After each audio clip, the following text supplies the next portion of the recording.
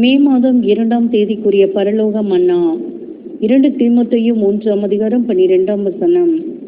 அன்றியும் கிறிஸ்து இயேசுவுக்குள் தேவ பக்தியாய் நடக்க மனதாயிருக்கிற யாவரும் துன்பப்படுவார்கள். வசனத்திற்குரிய விளக்கம்: நம்முடைய ஓட்டத்தை மரணத்திலே நாம் முடிக்கும் காலம் வரை எதிர்ப்பை நாம் எப்பொழுதும் எதிர்நோக்கி இருக்க வேண்டும். சத்தியத்தின் நிமித்தமாக இப்படிப்பட்ட எதிர்ப்பை பொறுமையுடன் சகித்து, அன்பின் நிமித்தமாகவும் சிநேகத்தின் நிமித்தமாகவும் சகல கடினமான காரியங்களையும் மேற்கொள்ள பிரயாசப்பட வேண்டும்.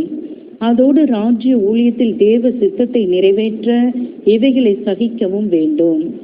தேவ ராஜ்ய சேவையில் நாம் முற்றிலும் நம்மை உட்படுத்த முதலாவது ஜாக்கிரதையுடன் தொடர்ந்து தேவ திட்டங்களை அறிய வேண்டும். இரண்டாவதாக ஆர்வத்துடன் அதன் முக்கியத்துவத்தை ஆவியில் உணர்ந்து கொள்ள வேண்டும்.